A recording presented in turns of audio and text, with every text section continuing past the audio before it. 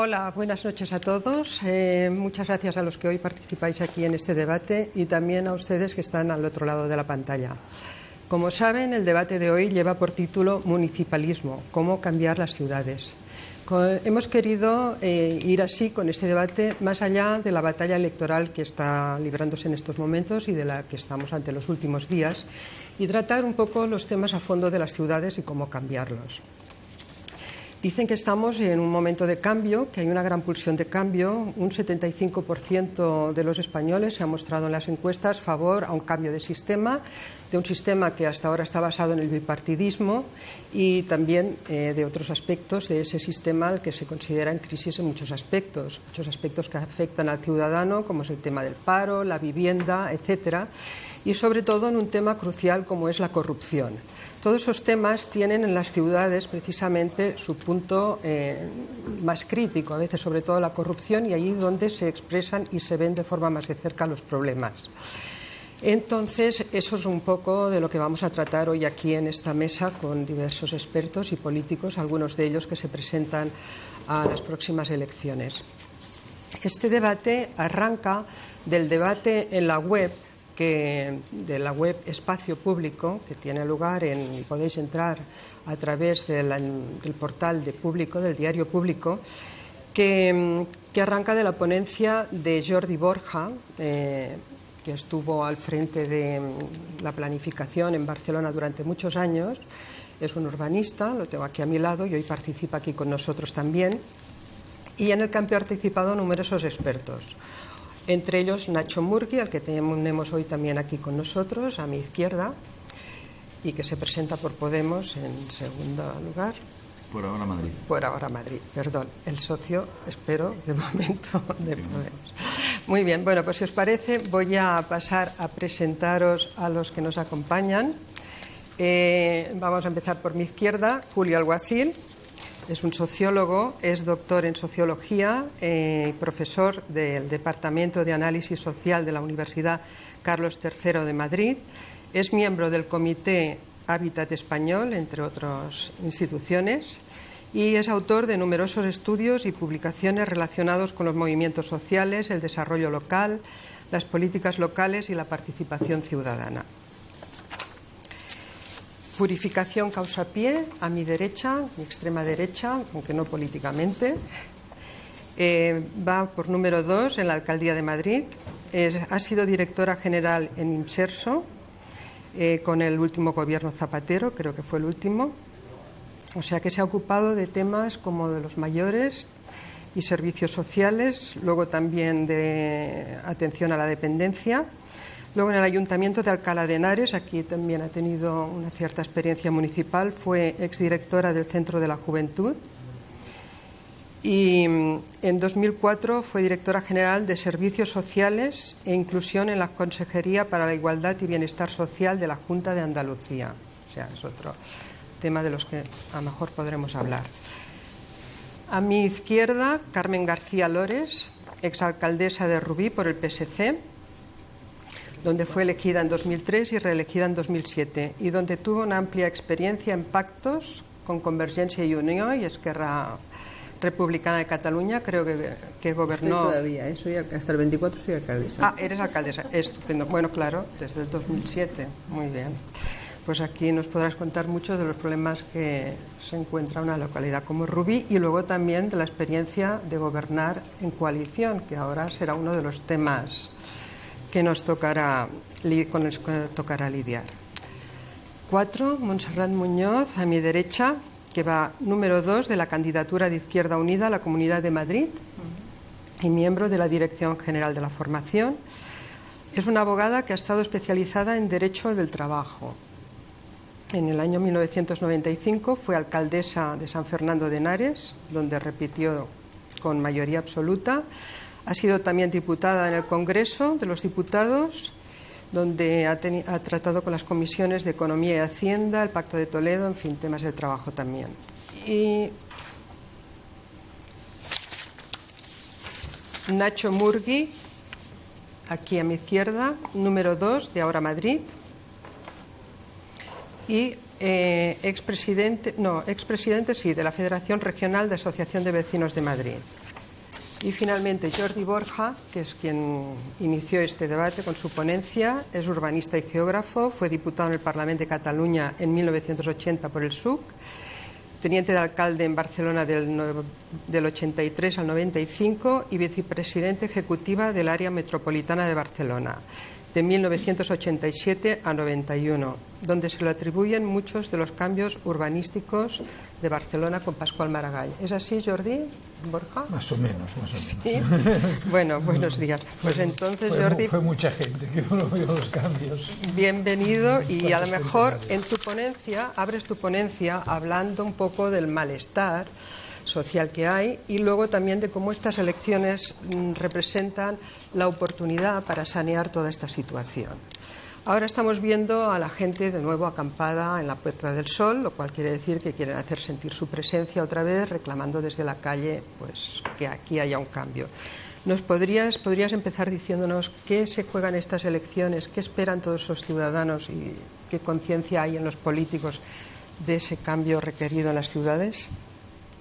Hombre, yo creo que lo que esperan es no quedar demasiado frustrados, ¿no? Gane quien gane las elecciones, se van a encontrar fuertes resistencias en la realidad, ¿no? Con los que habéis estado en las instituciones, sabéis que no puedes ir con el programa y de ahí vas a empezar a aplicarlo todo. Después vas a encontrar muchas resistencias, pero razón de más para que entren fuerzas nuevas. Creo que, en primer lugar, son elecciones altamente políticas. Yo recuerdo, y que ya me pareció mal entonces, que el que fue alcalde de Barcelona antes de Maragall, Narcís Serra, que dijo, no, el ayuntamiento es fundamentalmente para gestionar, para que la ciudad vaya funcionando, etc. Creo que era muy dudoso entonces y aún es más dudoso ahora. Yo diría que el objetivo político, no digo el único ni mucho menos, pero uno de los grandes objetivos políticos de estas elecciones es acabar con el gobierno del PP, sencillamente, como un 14 de abril, pues aunque sea en un 24 de mayo, ¿no? Es decir, creo que esto es una cuestión clave. Segundo, hay que afrontar los gobiernos locales, digamos, a la vez respondiendo a urgencias y al mismo tiempo promoviendo transformaciones de fondo. Urgencias, ya lo sabemos. Sabemos que es la vivienda, sabemos que es la especulación genera corrupción, por tanto, quiere decir políticas de suelo, políticas de vivienda, políticas contra la pobreza, etc. Pero hay que plantear al mismo tiempo, pues, de entrada, rehacer el mapa territorial. Es decir, no podemos funcionar con 9.000 y no sé cuántos municipios, con comarcas, con provincias, con regiones o comunidades autónomas, etc. Es que esto no tiene ningún sentido. En Cataluña hay casi 1.000 municipios. De los cuales la mitad no llegan a 1.000 habitantes, más de la mitad. Por lo tanto, hay que decir, municipios, que una reforma municipal, como se ha hecho en Europa, digamos, de municipios que incluyen distintos núcleos, si se quiere que cada municipio viejo pase a ser con sea circunscripción electoral, y municipios y comunidades autónomas. Ya es más que suficiente. Abajo las provincias, abajo las comarcas, todas estas cosas, digamos, ¿no? Otra cosa es que se hagan organismos metropolitanos, etcétera, como nivel intermedio, pero con aspectos funcionales. Ya entraremos un poco en todos estos temas, Jordi, porque creo que estos son temas que tenemos que tratar a fondo sobre los cambios. ¿Que me pare? Yo creo que sí. Vamos a ver, Julio, porque Julio, como sociólogo, la sociedad, los ciudadanos, ¿crees que son conscientes de todos esos problemas internos que entrañan las administraciones, o están simplemente allí? El malestar, ¿a qué viene? ¿Qué es lo que detectan de todo ese mal funcionamiento? Bueno, yo creo que de alguna forma está pasando, salvando las diferencias, lo que ocurrió en la transición política, que había dos elementos que confluían, que era la lucha por la democracia. Estamos otra vez en la lucha por la democracia porque hemos perdido muchos derechos, y estamos también en la lucha por alcanzar los aspectos materiales, ¿no? La calidad de vida, y hemos vivido una época de recortes profundos también. Entonces yo creo que se ha producido lo mismo, lo que yo llamo de alguna forma, antes yo creo que le podíamos denominar como confianza creativa. La gente estaba como decía Jordi, ¿no?, contra el PP ahora. Entonces era contra el viejo régimen, ¿no?, con el antiguo régimen de Franco. Echar a esta gente ahora mismo, yo creo que es también importante en este sentido, porque hay una repolitización, como se ha planteado, un nuevo interés, ilusión por la política como manera de afrontar la pérdida de calidad de la democracia, por un lado, y a lo que va unido también a esa pérdida de calidad de la democracia, todos los derechos de carácter pues material, sanidad, educación, etcétera, que hemos vivido en los últimos 3 o 4 años, ¿no? ¿Sois conscientes, Purificación, de este malestar ciudadano? Vosotros, por ejemplo, tú que has estado en un partido al que ahora llaman de los viejos, ¿no?, porque son los tradicionales, esa necesidad de renovar todo ese pacto del que se habla de la transición, con el que pretenden venir los partidos nuevos, o que se pide desde la calle. ¿Cómo lo veis esto? Sí, yo creo que somos muy conscientes de que efectivamente hay una demanda de cambio importante, y hay una demanda de cambio porque hay elementos que necesitan renovarse, sin duda, en nuestra sociedad. Yo estaba hablando, Julio, ahora mismo sobre la necesidad de mejorar la democracia, y sin duda las ciudades son un espacio donde tenemos que mejorar la democracia, porque tenemos que garantizar que la gente participa en las políticas que se hacen en sus ciudades. Y sin duda yo creo que hay una necesidad de cambio, de renovación, y lo que sí creo es que algunos partidos a los que se llaman viejos, ¿no?, porque tenemos años de historia, yo creo que lo bueno también que tenemos es que tenemos experiencia y conocimiento para muchas cosas, para hacer muchas cosas, y que aquí hay que combinar lo nuevo, la capacidad de renovarse, de hacer propuestas que sirvan para el momento histórico que estamos viviendo, con el conocimiento para poner en marcha esas propuestas, ¿no? Y en ese sentido creo que hay ese conocimiento, al menos en el Partido Socialista, de lo que la gente demanda en muchos casos, y propuestas que son nuevas también en estas elecciones, ¿no? Carmen, y tú como alcaldesa, que has estado ahí mucho tiempo y has gobernado en el tripartito y eso, ¿crees que también ahí se vive de alguna manera esa necesidad de cambio? Hombre, hay 10 candidaturas y en otras ciudades incluso 12.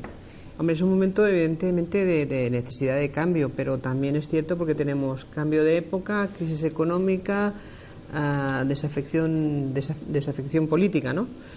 Por tanto, sí que es un momento, que estas elecciones yo creo que es un momento de oportunidad para que en los próximos 4 años iniciar nuevas políticas con nuevos partidos, pero yo también pongo una voz de alerta.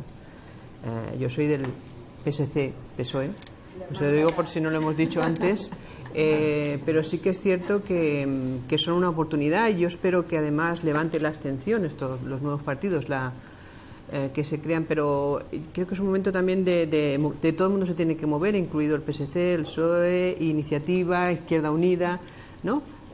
Y hacer una alianza progresista. ¿Por qué? Para poder hacer nuevas políticas, porque si no, esa división del lado de izquierdas significará ganar que el Partido Popular y la derecha sociológica, o sea, Ciudadanos, etcétera, etcétera, vuelvan a ganar. Y 4 años más de políticas de derecha yo creo que nos puede llevar al desastre, sobre todo al desastre social y ambiental, que para mí es uno de los temas que más me preocupa.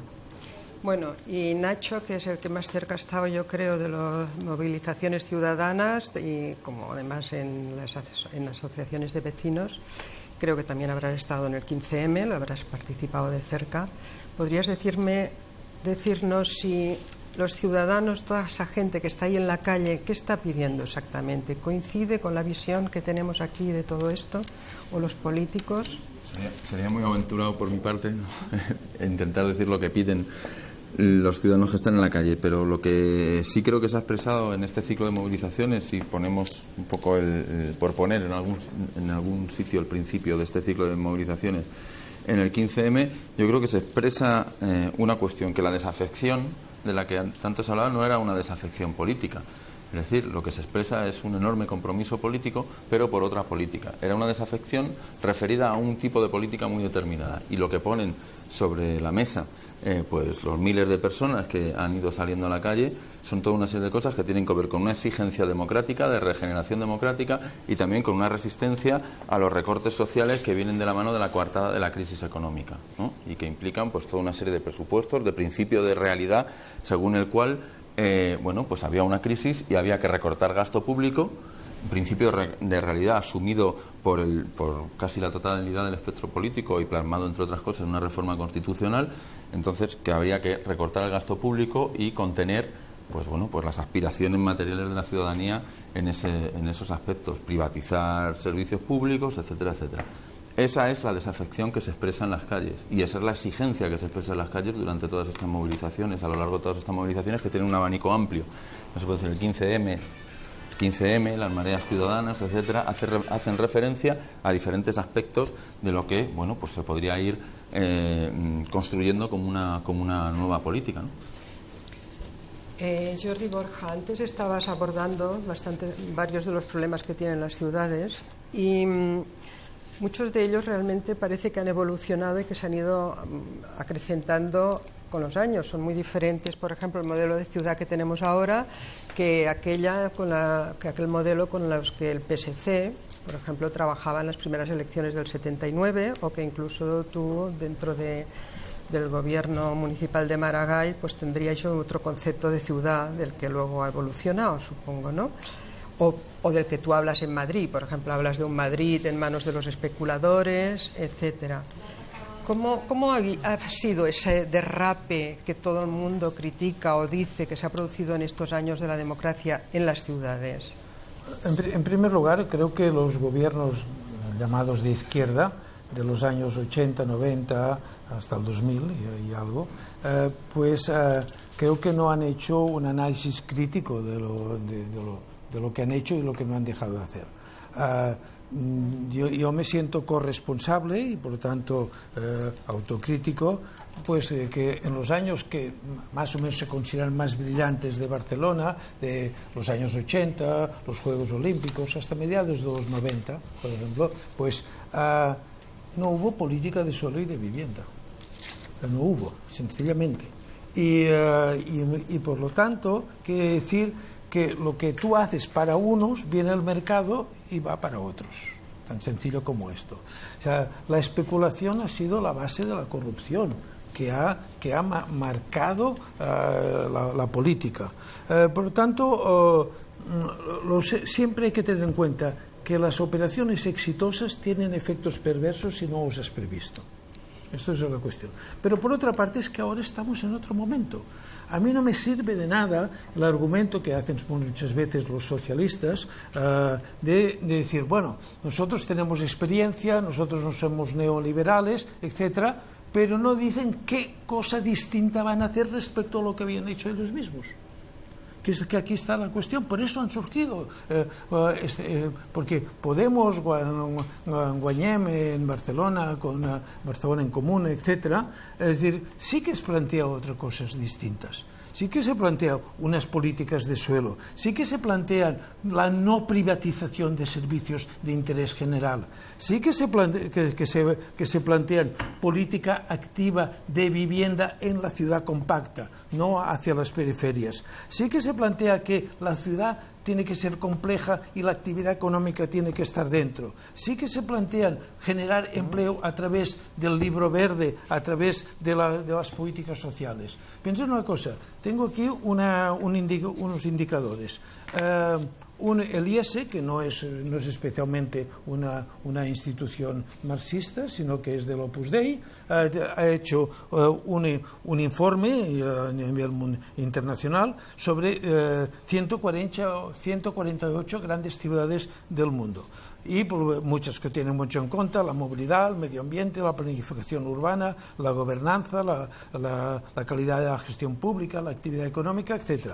Madrid y Barcelona, que están en este ranking, están bien situados, 34 y 35. Barcelona es el número 34, Madrid el 35, empatados, digamos, ¿no?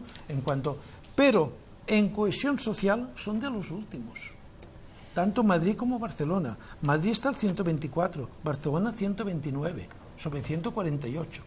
Digamos, ¿no? Es decir, hay una problemática social muy importante. Después, el tema... todo Vamos mundo, a continuar luego esto. Sí, con solamente esto, una cuestión, solamente no hablemos más de participación si se ha estado gobernando, porque yo he estado 12 años con los socialistas y en privado, en las reuniones internas, participación nada. Cuando a los vecinos convocaban una comparecencia, vamos a pasar ya a Montserrat y luego continuamos con este tema, porque Montserrat, a la que hemos dejado crítico, antes me cortas. fuera, no, es verdad. No, pero entonces respeta que cuando se critica, se critica. Sí, no cortes por la mitad. No, perdona. Bueno, continúa luego con esta porque crítica. Si no, me retiro. No, hombre, no. Puedes continuar criticando este tema. No, lo que pasa es que a Montserrat antes no le hemos dado paso y bueno, hay muchas cuestiones y tal. En una localidad como San Fernando de Henares, que te has presentado por Izquierda Unida, has sido allí alcaldesa, ¿con qué problemas te has encontrado a nivel de gestionar el suelo, y luego hacer frente a la corrupción, luego también los planes de ordenación urbanística, cómo se gestiona todo esto? Bueno, yo creo que el principal problema con el que se enfrentaba cualquiera que tuviera que asumir el gobierno, además si lo hacías desde, en nuestro caso, pues desde la izquierda alternativa, como es Izquierda Unida, es que tenías una ley, que era la ley del suelo. En mi caso, cuando yo estaba gobernando, pues ya con la reforma que hizo el Partido Popular en el año 97, que fue letal para el desarrollo de las ciudades, ¿no? Y nosotros afrontamos los retos en una ciudad que tiene su complejidad, pero que creo que cualquiera que vaya a San Fernando se dará cuenta de que es una ciudad que no se parece a ninguna otra del área metropolitana, y eso tiene que ver con errores y con aciertos, pues con un modo de entender el urbanismo, el crecimiento y las necesidades sociales diferentes. En San Fernando, por ejemplo, no hay ninguna vivienda que tenga más de 4 alturas. Es una ciudad en la que no hay ningún barrio marginal, porque se ha trabajado mucho para que hubiera cohesión social y que todos los barrios tuvieran unos niveles de renta, de recursos, de servicios públicos más o menos iguales, y es la única ciudad de Madrid de más de, 15.000, 20.000 habitantes, que solo tiene oferta de escuela pública, porque desde el ayuntamiento siempre nos negamos a tener otros espacios que nos parecía que no eran necesarios y que la obligación del ayuntamiento era favorecer que cada niño o cada niña tuviera una escuela pública. Nosotros, cuando tuvimos que afrontar el plan general, intentamos hacer, con muchas dificultades, porque es un tema también complicado para la propia ciudadanía, un proceso de participación ciudadana.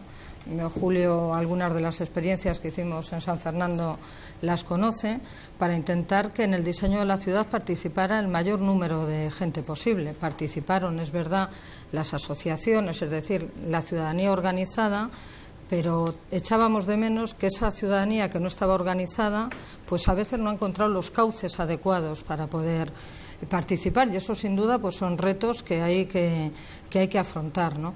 Yo creo que para llevar adelante un plan general, lo que hay que tener en la cabeza, lo que hay que discutir con los ciudadanos, es qué modelo de ciudad quieres poner en marcha. Y el plan general tiene que estar al servicio de ese modelo de ciudad y no al revés. Es decir, primero hacer el plan y luego adecuar las necesidades de la gente a lo que ya está aprobado. Y eso, ya digo, en muchas dificultades, con una legislación muy compleja que a veces no lo facilita, pues creo que hay en ciudades, no solo en San Fernando, en ciudades en este país, que se ha intentado hacer con transparencia, intentando que la ciudad sirva a las necesidades de la gente. Y, por ejemplo, el conseguir, pues lo que antes decía Jordi, que yo comparto, lo de hacer la ciudad compacta, una ciudad que tenga el sentido también de los servicios públicos cercanos, o el reto que nosotros nos planteamos de que a los servicios básicos se pudiera llegar andando desde cualquiera de los barrios, intentar ubicarles en el espacio en el que cualquier ciudadano o ciudadana puede ir andando. Es decir, hacer esa ciudad cercana, amable, yo creo que es un reto. En este momento político, pues yo creo que es más fácil, porque algunos de los temas que hace 10 años les planteabas y parecían, en fin, a alguna gente, a la Comunidad de Madrid, por ejemplo, esotérico. Decirle que ibas a hacer un proceso participativo en el plan general le parecía una cosa, en fin, como extraña y que no tenía ningún sentido. Creo que ahora todos esos procesos participativos no solamente son una apuesta, sino una demanda. Y eso creo que va a favorecer que los modelos de ciudad que se construyan pues respondan más a las prioridades de la gente y menos a veces a las prioridades o al diseño de los partidos o de los grupos de presión, en fin, de todos esos elementos que a veces se mueven en torno a la ciudad y que han estado favorecidos por una legislación del Partido Popular que fue letal y que ha provocado procesos de especulación y crecimiento absurdos, ¿no? ¿Creéis que dentro del PSOE estas presiones no se han dado? ¿Serían diferentes? ¿Qué planes de ordenación municipal vosotros os planteáis? Bueno, yo no he estado en el Gobierno de Madrid como municipal porque creo que en Madrid gobierna el Partido Popular desde hace 26 años aproximadamente. Ahora hay un nuevo plan de ordenación municipal, no sé de qué manera ha cambiado desde la época de Tierno, que quiso hacer una ciudad. Se han ido haciendo cambios además para favorecer sin duda en Madrid la especulación, ¿no?, urbanística y el entender además la vivienda de manera especulativa, ¿no?, y lo urbano. Nosotros sí que estamos en este momento planteando un programa, un planteamiento que tiene que ver además con hacer Madrid, hacer ciudades mucho más cohesionadas en lo territorial y en lo social, y eso tiene que ver con el hecho de romper esa división entre los territorios, hacer un modelo que además permita y entienda que una ciudad, por ejemplo, como Madrid, tiene que ser una ciudad abierta a que venga otra gente, pero tiene que ser una ciudad sobre todo donde puedan vivir la gente que vive en Madrid. El centro de Madrid, por ejemplo, que puede ser una buena muestra, tiene que ser un entorno para la gente que vive en el centro de Madrid, además de ser un espacio cultural, turístico y, por supuesto, económico, ¿no? Por lo tanto, eso ya plantea un modelo de ciudad y de centro de ciudad también diferente al que estamos viviendo en este momento. Luego yo creo que hay temas muy importantes, ¿no?, a considerar, y es que tenemos que hacer, y por la parte social que me toca, también ciudades que sean accesibles para todas las personas y que todas las personas puedan acceder a los servicios públicos, y eso tiene mucho que ver con las políticas sociales, con las políticas de igualdad que se pongan en marcha en una ciudad como Madrid, como cualquier otra ciudad, ¿no? Si vemos el mapa de la corrupción, vemos que de los más de 8.000 municipios, unos 500 alcaldes, lo que es un 6%, han tenido algún tipo de problema con la justicia. 467 de los alcaldes han sido implicados, 90 absueltos, 89 condenados y 288 imputados. Bueno, vemos los casos de la Operación Púnica. Hay muchísimos casos que demuestran cómo la ciudad, el municipio, bueno, el ayuntamiento municipal ha sido pues el gran semillero de la corrupción. ¿Qué pasa? ¿Basta con cambiar las ciudades? ¿Estamos en una cultura corrupta? ¿Cómo lo ves esto, Julio? ¿Cómo se...? Bueno, yo creo que hay diversas variables que intervienen en esto, ¿no? Pero quizá una importante, que todavía no ha salido el tema, es el tema de la financiación de los ayuntamientos en España. En esto tenemos una distancia enorme con Europa, en el sentido de que los ayuntamientos españoles están mal financiados, tradicionalmente mal financiados, con lo cual se buscan financiaciones espurias para poder mantener las estructuras municipales. Todo esto ha dado juego a que las licencias de construcción, las alianzas con los sectores empresariales y inmobiliarios de los municipios, etcétera, ha llevado a esta alianza entre las élites políticas locales y las élites empresariales que explican mucho del tema de la corrupción en España, ¿no? Entonces yo creo que hay un problema que casi es endémico y en gran medida deviene de que no hay una financiación adecuada de los ayuntamientos. Y ahora, con esta nueva ley que nos han colado en el año 13, ¿no?, de racionalización y sostenibilidad de la administración local, poco más o menos que es como volver años atrás en todo esto, es decir, empeorar la financiación, limitar la capacidad de los municipios en su autonomía, en contra de lo que se nos dice, no, en acorde con Europa, ¿no? Todo lo contrario que en Francia o que en Italia, ¿no? Vamos para atrás como los cangrejos, es decir, cada vez nuestros municipios tienen menos autonomía y esto va a favorecer más esa alianza con las grandes empresas y va a favorecer la corrupción, porque ahora nos vamos a ver a empresas especializadas que van a llevar a cabo los servicios sociales de tropecientos municipios pequeños que no tienen capacidad, etcétera. Yo creo que hay un problema gravísimo. Carmen, se ha dicho mucho precisamente esto, que la financiación, la mala financiación de los municipios era la causa de tener que vender terrenos municipales, externalizar. Yo no estoy de acuerdo del todo. Por una cuestión, la corrupción es un tema, claro, y se dice mucho, periodísticamente se dice mucho, que es la mala financiación, la especulación, y como hay muchas licencias, cuando tú tienes licencias después tienes que mantener, tienes que poner guarderías, servicios, o sea que no sale rentable a un municipio crecer, es mi experiencia. Es más, a mí hay una cosa que los ayuntamientos, o la mayoría de ayuntamientos progresistas, y aquí incluyo a todo el mundo, por lo menos cuando digo todo el mundo, quiero Izquierda Unida, PSC, PSOE, sí que han hecho más políticas por los márgenes en muchos casos. Nos hemos adelantado a problemas, pues desde temas de desahucios a temas sociales, a problemas de vivienda, a un montón, a cultura, o sea, lo hemos hecho por los márgenes, incluso ahora temas de energía. Y a partir de esos temas que hemos hecho por los márgenes, yo sí que es necesario 2 cambios legislativos, por lo menos por mi propia experiencia. Uno es el que ha señalado. Yo creo que en estas elecciones no estoy oyendo a ningún candidato diciendo si va a querer derogar, no reformar, derogar la reforma que ha hecho el Partido Popular. Yo creo que hay que derogar eso, porque ha vaciado de contenido a los municipios, por tanto no hay competencias, es vender los municipios a la empresa privada, la privatización, y es súper importante que eso se derogue. Y otro tema que también me ha salido aquí mucho, yo tengo la experiencia de no haber aprobado un plan general. La experiencia de no haberlo aprobado porque habíamos hecho una opción de un plan general de no crecimiento en suelo. De arreglar la ciudad desde dentro, de rehabilitar, de recoser nuestra ciudad, porque es una ciudad que creció en los 60. Bueno, las leyes autonómicas y las generales no están pensadas para un no crecimiento, un plan general de no crecimiento. Y eso se cambia, o muchas de las propuestas que hay ahora en muchos de los partidos que están saliendo ahora no se podrán hacer. No se podrán hacer porque te lo tumbarán. A mí, yo no he tenido la experiencia, te lo tumban, porque se tiene que autofinanciar, representa. Y dice, claro, si tú lo vas a autofinanciar a partir de la especulación y de las plusvaluas que te van a dar, pues no hay manera de hacer una nueva política urbana.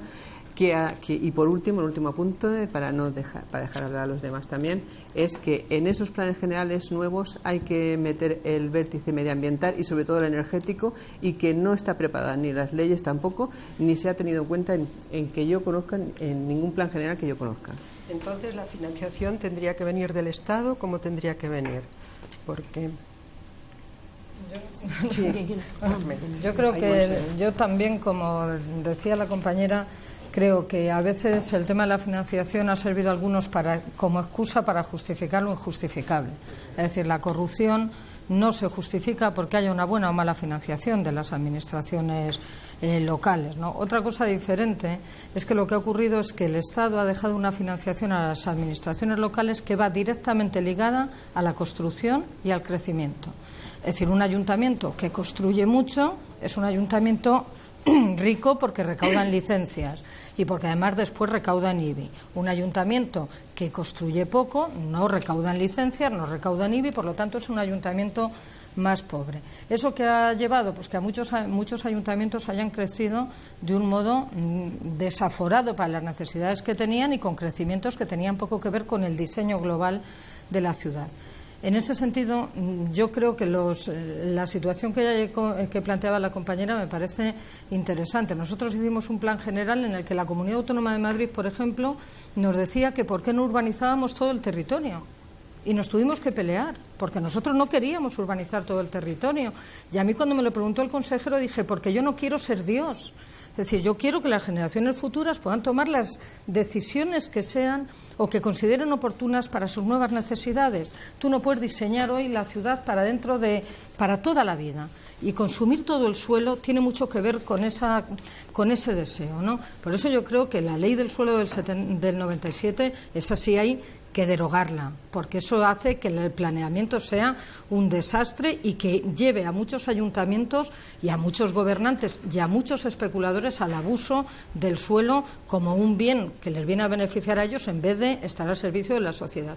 Y luego, en el tema de la financiación, yo lo que creo es que hay un sistema de financiación que lleva al absurdo de que los ayuntamientos más ricos serán toda la vida más ricos y los ayuntamientos, por ejemplo, obreros, etcétera, serán toda la vida más pobres. Porque si tú te financias por el IBI, la vivienda, por ejemplo, de Boadilla vale mucho más que la de San Fernando de Henares. Van a pagar más de IBI que los de San Fernando de Henares, aunque tengas la misma población. Y aunque mis vecinos, digo San Fernando o cualquier otro municipio, puede ser Fuenlabrada, Leganés, me da igual, cualquier municipio de población más o menos trabajadora, van a tener una vivienda que tiene menos valor. El IBI va a ser menor, con lo cual siempre están financiados peor. Y se ha dado el caso de que aquí ayuntamientos que han sido el centro de la corrupción, como Majadahonda, Boadilla, que en fin, ha habido un expolio de esos patrimonios, hoy no solamente no tienen déficit, tienen superávit y siguen siendo los más ricos de esta comunidad. ¿Es porque gestionan bien? No, es porque hay un modelo de financiación que les hace ricos. Y nunca ha habido una ley del Estado ni una ley de la comunidad autónoma que haya obligado a también establecer un equilibrio social de los municipios. Aquí han dejado al albur de la población y de unas leyes que yo creo son muy insuficientes, pues que se financien. Los pobres se financian con poco, los ricos se financian con mucho, con lo cual las distancias y la desigualdad cada vez es mayor, ¿no?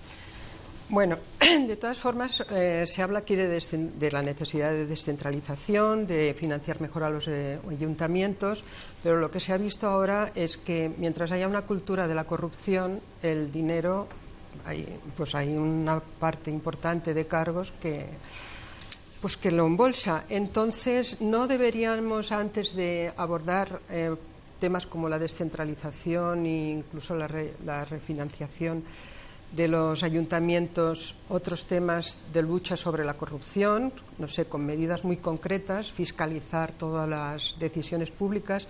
Yo no sé, Nacho, vosotros, por ejemplo, habéis desde las movilizaciones ciudadanas, también desde los vecinos, creo que habéis puesto muchísimas exigencias en lo que es el tema de transparencia.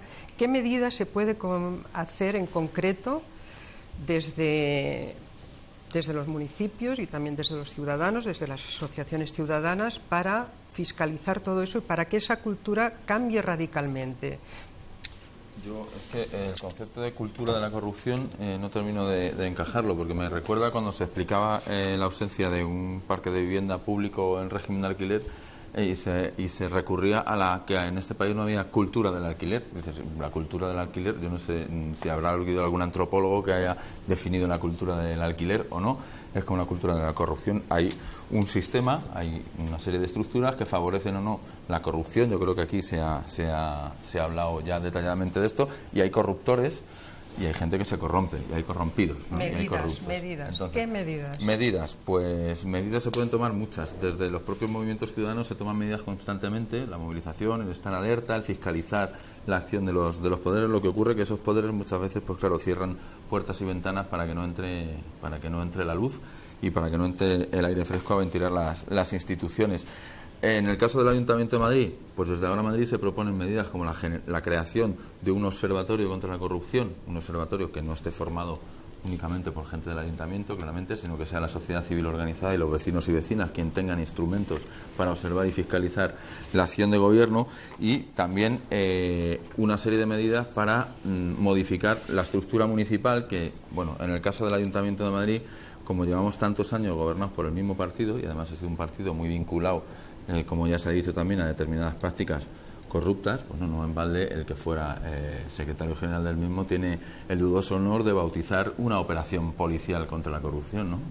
La operación Púnica es en referencia al nombre científico del granado, del árbol, ¿no?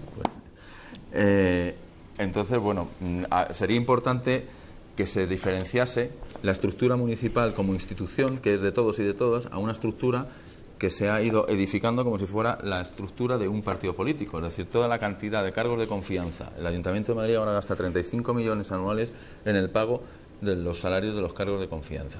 Solo en eso ya hay una estructura pues que favorece la corrupción.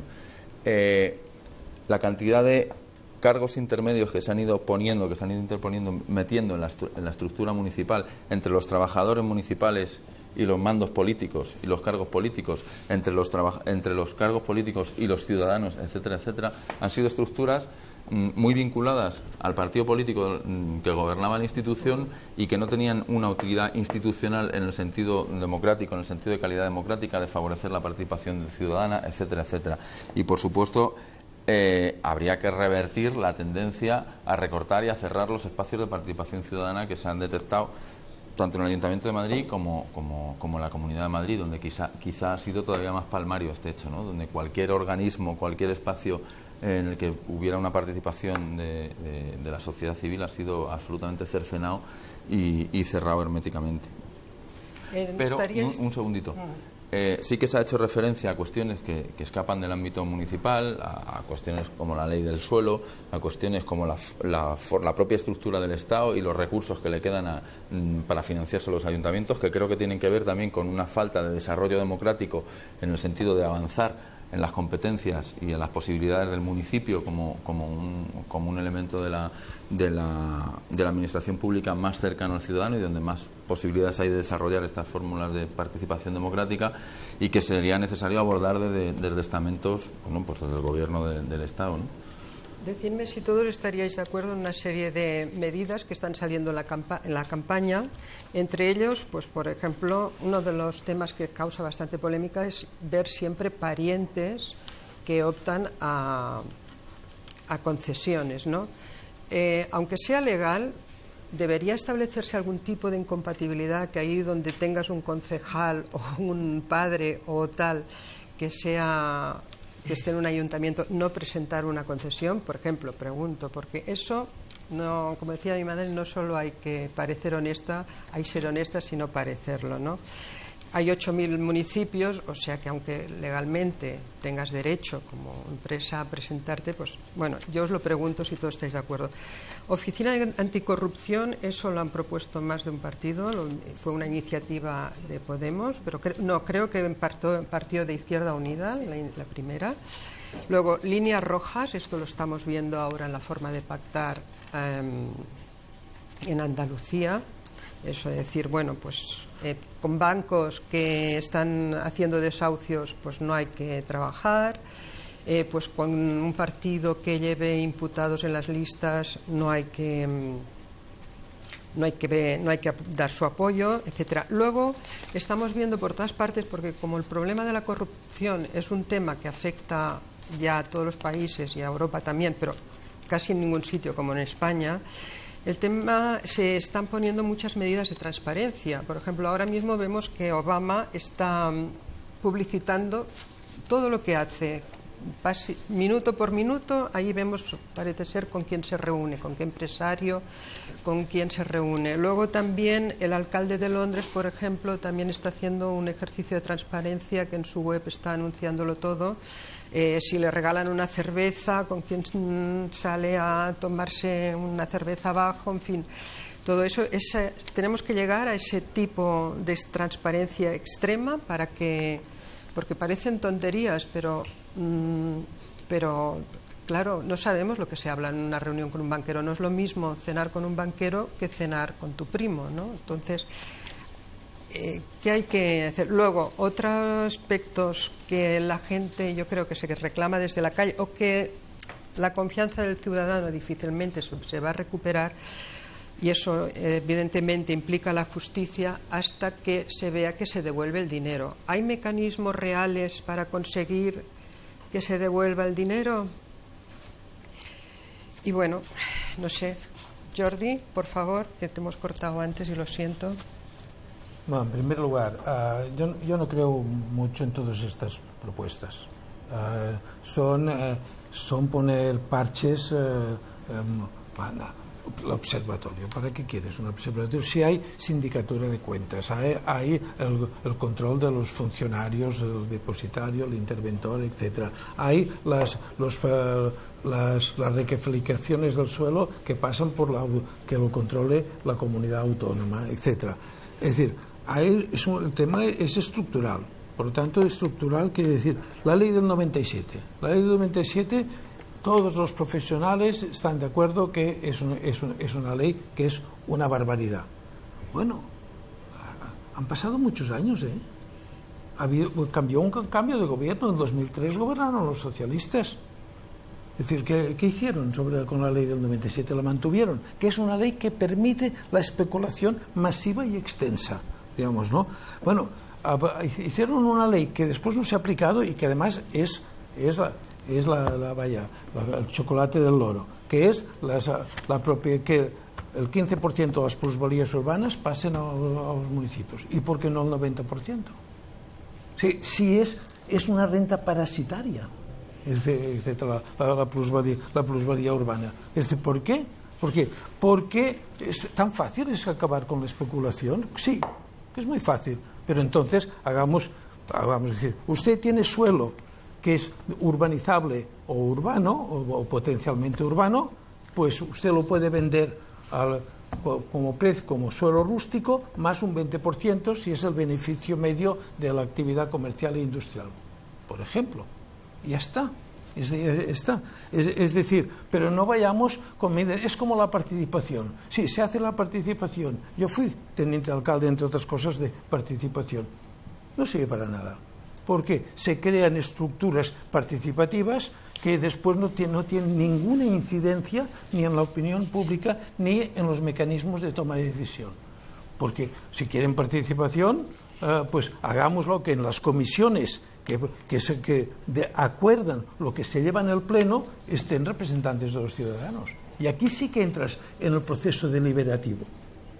Pero crear estructuras de participación que yo las creé con mucha ingenuidad no servían para nada, absolutamente para nada. Digamos, ¿no? Lali Vintró, que me sucedió como representante del SUB, hizo lo mismo, hizo un gran esfuerzo. ¿Qué pasaba? Que después se tuvieron que disolver porque nunca las propuestas de las comisiones de participación nunca llegaban al pleno y menos se toman decisiones. Nunca. Digamos, por lo tanto, ahora hablemos de transparencia. Sí, transparencia sí. Transparencia es muy importante, pero todos los ayuntamientos ahora están como bobos, queremos ser Smart Cities, que es una idiotez, es una ridiculez. Smart Cities. ¿Qué quiere decir Smart Cities? Ciudades inteligentes, las otras son tontas. No, es decir, vayamos a... Porque la Smart Cities quiere decir concentrar el máximo de información en la cúpula. Vayamos, hay el movimiento contrario, Data Cities, que la información se produce y se queda en la base y llega hacia arriba, no al revés, digamos, ¿no? Por lo tanto, yo creo que la cultura política o cambia muy radicalmente o será más de lo mismo, aunque cambien las personas. ¿Estáis de acuerdo el resto? Todos, algunos... Yo quería apuntar antes que decía, bueno, me parece que una variable de la corrupción es verdad que es una variable, no es la única que se... Otra es esta que está diciendo Jordi. Yo creo que es necesario un cambio. Los parientes, nadie está en contra. Una nueva cultura política que no. Porque hay los que son que contratas a un pobre y que lo firma él, ¿no? Yo con respecto yo respecto a lo que comentaba Jordi. Yo creo que hay, lo que tú has comentado, yo he sido 12 años alcaldesa de mi ciudad. Pueden poner el ayuntamiento patas arriba, ni un pariente mío ha pisado por allí. No es ilegal que vayan, pero es verdad que si tú estás en la alcaldía, cualquier decisión que tomes que esté relacionada con alguien que sea de tu familia, puede ser mal interpretada. Y hay algunos que hemos optado porque esa situación no se diera. Ninguno de mis hermanos ni de mi familia se ha presentado a una plaza pública, no han pedido una vivienda de protección oficial. A veces han sentido que tener una hermana que era alcaldesa pues era una desgracia, pero bueno, formaba parte también de una forma de entender las cosas, y yo personalmente creo que entre lo público y lo privado hay que establecer unos espacios para que no haya confusión. Esa es una opinión, yo lo he ejercido el tiempo que he estado y creo que no solo hay que serlo sino parecerlo, y a veces pues puede ser hasta una decisión en cierto modo injusta, pero que desde el punto de vista de la opinión pública también da ese plus de transparencia y de intentar que nadie confunda tus decisiones con lo que es las necesidades o no de tu familia. Y luego, respecto a lo que decía Jordi, yo creo que es verdad que todos los mecanismos de participación, porque todos hemos intentado inventar, yo lo digo en lo que nos toca, en estos años en los que no se hablaba de participación, en muchos ayuntamientos, el de Barcelona, algunos de Partido Socialista, muchos de Izquierda Unida, hemos intentado ir poniendo mecanismos de participación. Y es verdad que algunos han sido útiles y otros no lo han sido, y eso hay que ser autocríticos y examinarlo con buena voluntad, porque yo creo que todo el mundo lo intentó poner en marcha para que funcionara. En San Fernando hicimos una cosa que luego se hizo en otros ayuntamientos, y era que en algunos planes que eran globales, por ejemplo en San Fernando era el de ciudades saludables, había una comisión de participación ciudadana en la que el Pleno delegó las decisiones, de tal modo que el Pleno asumía las decisiones de la Comisión, porque si no es verdad, si tú como ayuntamiento no asumes lo que la participación ha llegado a elaborar, pues llega un momento en que se siente muy frustrada, ¿no? Y yo creo que el compromiso de la participación es de la gente. Si participas, tus consideraciones, tus opiniones, es decir, el resultado de esa participación tiene que tener su expresión en la política, porque si no es frustrante y mucha gente pensará que se está haciendo un paripé. Yo creo que ahí, en este momento político, hay una oportunidad que no ha habido en otras épocas, porque como antes decía también Nacho, ahora hay ganas de participar, hay gente que está implicada en política, que quiere participar de su futuro, ser protagonista, y creo que abrir esos mecanismos es muy interesante. Y luego comparto con Jordi que se han hecho algunas modificaciones, por ejemplo la del 97 se tenía que haber eliminado, igual que la ley de bases que antes comentaba Carmen. Hay un acuerdo que si se cambia el gobierno de la nación se derogará. Espero que se cumpla, porque si no se deroga, los ayuntamientos acabarán siendo delegaciones de las comunidades autónomas, perderán capacidad política y, por lo tanto, capacidad de intervención ciudadana, que es lo que a mí me parece más grave, ¿no? Bueno, tú, Nacho, querías intervenir. Con respecto a los mecanismos de participación. Y luego ya vamos a hacer una ronda final de una intervención cada uno. A los mecanismos de participación ciudadana me suscitaba una reflexión también relacionada con la ley del suelo. La ley del suelo de la Comunidad de Madrid efectivamente favorece todo este tipo de cosas, pero aún así era insuficiente para las ansias depredadoras del proyecto neoliberal y, bueno, pues mediante las leyes de acompañamiento todavía han ido saltándose los límites que ponía la ley. Es decir, que también, bueno, no pongamos toda la fe en esa cuestión. Entre otras cosas, eso es lo que ha hecho posible que ahora se esté dilapidando el parque público de vivienda en Madrid, se esté vendiendo a los fondos buitres. Yo sí creo que son necesarias las estructuras de participación ciudadana, y creo que lo que pasa que creo que tienen que estar ligadas a mecanismos de deliberación, y además tienen que estar ligadas a una base material. Es decir, la gente tiene que decidir sobre recursos públicos, sobre gestión de equipamientos, etcétera, pero también sobre presupuestos. Es decir, es cierto que si tú le haces diseña mecanismos de participación que sean laberintos en los que la gente pues termina por comprobar que sus decisiones, sus propuestas no van a ningún lado. Yo retaría a cualquiera que pruebe a ver cuánto tarda en que le digan que no a una propuesta a partir de los consejos territoriales que hay funcionando en el Ayuntamiento de Madrid, y que sobre el papel pues podrían estar muy bien, pero en la práctica, ante la falta de voluntad política y ante la insuficiencia también de una capacidad de presión por parte de la ciudadanía para que eso funcione, pues se quedan en papel mojado. No tardan menos de 6 meses en que te digan que no en una propuesta de un consejo territorial. Pero sí que tiene que haber estructuras que favorezcan la deliberación y que favorezcan la toma de decisiones, y sobre todo que sean autorreguladas y que respondan a las necesidades del movimiento vecinal, de los movimientos ciudadanos, y que bueno, que estos puedan de alguna manera constituirse de manera autónoma, de manera independiente, de manera democrática, y que sirvan para una de sus funciones, que es la fiscalización y el control de la función del gobierno, ¿no? A ver, Purificación, que ha pedido la palabra, y va a ser ya la última porque ya me están diciendo que se nos agota el tiempo y vamos a hacer luego ya una ronda final. Yo creo que es, o sea, por lo que comentaba Nacho y lo que estáis comentando, que los mecanismos de participación son muy importantes. Bien es verdad que tienen que ser que tienen que tener efectividad y tienen que tener resultados. Y seguramente que la clave es que la gente participe de verdad en decisiones, es decir, que se establezca normativamente que hay cuestiones que tienen que pasar necesariamente por la aprobación de un consejo de participación, o llamémosle como queramos, pero yo sí que creo que eso fomenta y hace que se implique a las organizaciones y a los vecinos y las vecinas con su proyecto, con el proyecto de ciudad y con el proyecto municipal. Ahora, creo que de verdad hay que regularlo para que se tomen decisiones, no solo sean órganos consultivos. Y además creo sinceramente que lo que falta, mira, en Madrid, por ejemplo, hablamos mucho de que se han privatizado los servicios públicos y se ha privatizado todo, ¿no? Y en la privatización de los servicios públicos ha sido muy negativo para lo público como tal, para que haya menos personal público, pero también ha sido muy negativo para las organizaciones sociales, que se han visto desplazadas en actividades que venían haciendo, que tenían que ver mucho con la riqueza y el dinamismo de la ciudad, ¿no? Y que donde han sido muchas veces pioneras las organizaciones sociales. Entonces, yo creo que eso es fundamental. Luego sí quería señalar dos cosas. Yo creo que de verdad deberíamos de reflexionar sobre las estructuras que tenemos municipales. El problema es que el Partido Popular nos ha hecho una ley que, con el argumento de que es que hay duplicidad de servicios y tenía que hacer una ley de régimen local, lo que ha hecho es quitar un montón de derechos y dejar a los ayuntamientos sin capacidad de gestionar, ¿no?, servicios públicos.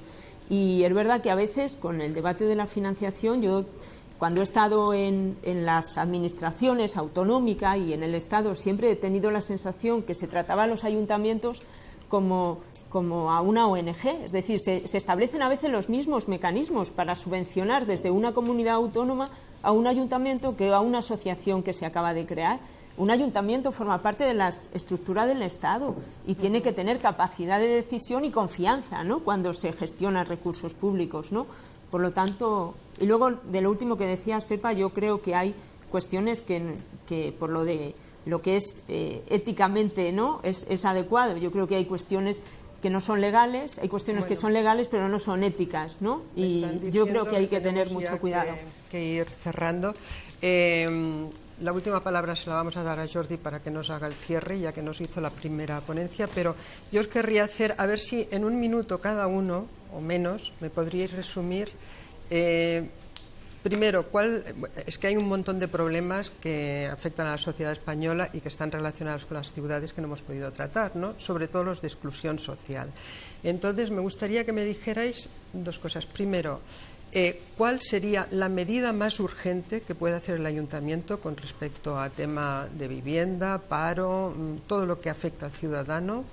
Se pueda resolver directamente de los ayuntamientos o no. Y después, en segundo lugar, ¿cómo veis el mapa social el mapa político que va a salir de esas elecciones? Todos vemos que al romperse el bipartidismo va a quedar muy fragmentado y en ciertos lugares pues habrá que pactar y se requerirá una cultura del pacto. Aquí algunos ya tenéis experiencia en la cultura del pacto. Bueno, si muy brevemente podéis decir cada uno de esto, qué pensáis al respecto, y luego Jordi nos hace ya un último cierre. No, Jordi, que cierres si queréis. Empieza tú, purificación. Además, tú eras la que te tenías que ir. Sí. Bueno, yo como las cuestiones más preocupantes en este momento, yo creo que sin duda hay un tema fundamental sobre el que tienen que intervenir los ayuntamientos y tienen que tener capacidad para intervenir, que es todas las situaciones de pobreza en este momento y de cómo está creciendo el número de personas que son abocadas a esa situación de pobreza, ¿no?, el número de familias que no tienen ningún ingreso. Yo creo que los ayuntamientos deberían tener más capacidad de gestión de cuestiones, por ejemplo, como la renta básica, ¿no?, o la renta mínima, para poder hacer una intervención social adecuada, ¿no?, y también más capacidad de ayudas, por ejemplo, para combatir la pobreza energética, ¿no? En Madrid un 10% de las familias no tiene capacidad para tener su vivienda a una temperatura adecuada. Yo creo que estos son temas fundamentales. También, claro, los ayuntamientos pueden actuar para generar empleo en diferentes ámbitos, donde no puedo extenderme, pero creo que es muy importante, y por supuesto resolver el problema de la vivienda. No puede haber... ¿Y el mapa político? Bueno, ya no te queda tiempo porque me dicen que un minuto cada uno. Yo creo que a ver si me lo puedes resumir. Sí, la primera medida, la más urgente que habría que tomar en todos los pueblos y ciudades de este país, que no se puede tomar solo por los ayuntamientos, sino también por las comunidades autónomas, es que no puede haber ningún ciudadano o ciudadana sin techo y no puede haber ningún ciudadano o ciudadana sin dignidad. Es decir, no puede haber nadie que se le desahucie y se le deje en la calle, no puede haber nadie que no tenga los recursos básicos para poder comer, encender la luz o poner el gas. Es decir, eso es una obligación que se puede cumplir. Hay ayuntamientos en los que se cumple. Seguro que Carmen eso me da la razón. Hay ayuntamientos en los que la gente no duerme en la calle aunque les desahucien, porque ha habido ayuntamientos que se han ocupado de que eso sea así. Eso es posible y eso para nosotros es la emergencia social. Para eso hay un plan de emergencia que nosotros planteamos en todos los ayuntamientos, pero también en las comunidades autónomas, que son imprescindibles. Y respecto al mapa político, yo creo que todos va a ser sin duda un mapa fragmentado, ¿no? Y lo que tenemos que pensar es quién obstaculiza, al menos nosotros lo hacemos así, quién obstaculiza hoy una posibilidad real de que esa dignidad o esos derechos de la gente se puedan cumplir. Nosotros creemos que el primer reto es que el Partido Popular no esté ni en el Ayuntamiento ni en la Comunidad de Madrid. Luego habrá socios con los que estar más cerca o menos. Puedes llegar a acuerdos más amplios o menos, pero la primera medida será que el Partido Popular, que tanto daño ha hecho a la gente en este país, no siga gobernando allá donde nosotros al menos podamos intentar que no sea así. Ese va a ser nuestro objetivo. Después ya veremos hasta dónde llegan los acuerdos, los compromisos, etcétera, ¿no? Eso ya es otra cuestión. Julio.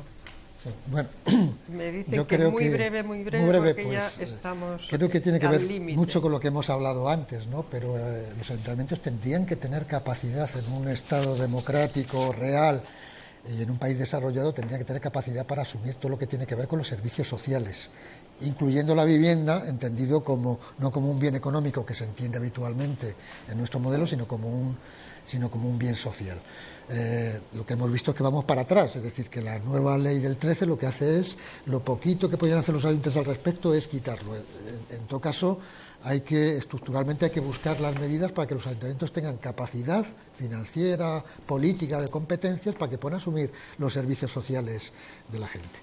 Y con respecto a la segunda parte, yo creo que es una buena oportunidad para algo que tampoco yo quería haber incidido más, no he tenido oportunidad, es entender la nueva cultura política, es decir, la fragmentación política que se nos viene encima a lo mejor es una oportunidad para una nueva cultura política que yo la entiendo en el sentido de que los políticos tienen que jugar el rol de habilitar a los ciudadanos para que decidan en la política. Muy bien, Carmen. Y ese sería un poco... Dinos tú, que tienes experiencia en pactos, sí, ¿cómo ves este panorama y las posibilidades y somos facilidades? Haznos una pequeña radiografía. Acuerdos con todo el mundo. Pues mira, eso, luchar contra las crisis, planes anticrisis, ¿vale? Precisamente hablando con todos los partidos, y si está el Partido Popular, pues también con el Partido Popular, teniendo objetivos claros, que es esa lucha contra la crisis, garantizar los servicios públicos municipales, que no es poco, y intentar nuevas políticas, ya pueden ser políticas pues hacia la economía social, hacia nuevo modelo energético, hacia más cultura de participación, etcétera, etcétera. O sea, y eso cosas puntuales. Yo creo, y planes donde haya ideas de todo el mundo, recopilar, escuchar. El PP también, porque sí, también. Yo tengo la experiencia de 4 años y lo he pactado todo. Está haciendo una campaña espantosa y racista, pero lo han pactado los Podemos planes. tiene alguna línea roja. Ahora Madrid, más que líneas rojas, lo que sí tenemos es que ya basta de excusas cuando hablamos de solucionar y de abordar algunos problemas que son de emergencia social, de escudarse en que no hay competencia. Si la sociedad civil ha conseguido parar los desahucios, ha conseguido afrontar situaciones de crisis, etcétera, ¿cómo no lo va a hacer un ayuntamiento? ¿Cómo no va a poder hacerlo una institución como el ayuntamiento? Nosotros proponemos, y voy a ser muy concreto, con el tema de los pactos hemos llamado al resto de partidos políticos y les hemos propuesto una cosa que hemos llamado Compromiso por Madrid, para que independientemente de quién gane las elecciones, al día después se paren los desahucios. ¿Cómo? Poniendo en coordinación servicios sociales con los juzgados y poniendo a disposición de esas situaciones la vivienda pública vacía que hay en Madrid. Y luego otras medidas que habría que ir desarrollando más a medio plazo, pero de manera inmediata, al día siguiente, esto. ¿Cómo? El Ayuntamiento de Madrid ha presumido de tener 400 millones de superávit al cerrar el ejercicio presupuestario. Acabar con la desnutrición en Madrid, según las organizaciones que componen la plataforma de la Carta contra el Hambre, cuesta 78 millones de euros. No es de recibo ni es decente que una alcaldesa diga que es un éxito acabar el mandato sobrándole 400 millones cuando hay desnutrición. En tercer lugar, la pobreza energética. Ayudas directas desde los servicios sociales, que las ahí se podría articular de manera inmediata para acabar con la pobreza energética. Pactos. Pues nosotros lo que diremos es que a nosotros no nos regalan el voto. A nosotros nos prestan el voto, entonces tendrá que hablar la ciudadanía sobre con quién pactamos y cómo pactamos. Panorama político. El mapa político se va a caracterizar fundamentalmente por la irrupción de una miriada de alternativas ciudadanas, de candidaturas ciudadanas que, bueno, pues constituyen el voto útil del cambio en esta ocasión. Bueno, nos tenemos que ir ya, solo queda Jordi, que nos va a poner el cierre. Yo estoy de acuerdo con todas las propuestas que se han hecho, estas de urgencia, sobre la vivienda, sobre la pobreza, etcétera. Añadiría que hay que denunciar que es ilegítimo y creo que también ilegal, incluso por lo menos a nivel de los tribunales europeos, la venta de vivienda social a las sociedades de inversión que llamamos buitres. ¿No? Esto en Madrid se ha aplicado, casi 4.000 viviendas se han vendido, en Cataluña lo mismo, con el gobierno de convergencia, etcétera, que me parece absolutamente escandaloso, digamos, ¿no? Lo mismo con las empresas que gestionan servicios de interés general, o sea, de interés público, sea de residuos, de agua, de energía, etcétera, etcétera. La Comisión Nacional de Competencia, y ¿cómo se llama?, del mercado y de la competencia, ha multado a porque se ponen de acuerdo, porque han multiplicado sus beneficios estos años de crisis, estas empresas. Bueno, es decir, sí les han multado, pero nada más. ¿Saben cuál es la multa? Pues la multa es el 3% de los beneficios que han conseguido con esto. Es decir, cuando es una cuestión que tendría que derivarse al derecho penal, etcétera. Yo creo que esto es fundamental, el tema de la privación de estos servicios, el tema del suelo, el tema de la vivienda, que se ha planteado. Creo que también es importante repensar el mapa territorial de las estructuras locales y regionales. Y sobre el tema de los pactos, sí, pactar sí siempre que gobiernas. Que gobiernas. Por lo tanto, miren, yo estuve en el gobierno y todas las propuestas importantes que hice, todas se aprobaron por unanimidad. Todas. Tuve a veces más problemas con los socialistas que con la oposición. Pero tenía el apoyo del alcalde, que siempre cuenta en este caso. Pero, es decir, si tú haces propuestas que son racionales, que son consensuadas en la ciudadanía, que se consideran legítimas, es muy difícil que te voten en contra. Muy bien, Jordi. Bueno, se nos han quedado muchos temas en el tintero, pero el debate solo empieza ahora y con las elecciones municipales continuará, porque los ciudadanos escrutarán muy atentamente todo lo que se haya en los consistorios y además de aquí a las generales tenemos algún rato para hablar de qué modelo nuevo surge de todo esto. Pues ya gracias a todos vosotros por estar aquí y a ustedes por estar ahí al otro lado de la pantalla. Buenas noches a todos y un saludo.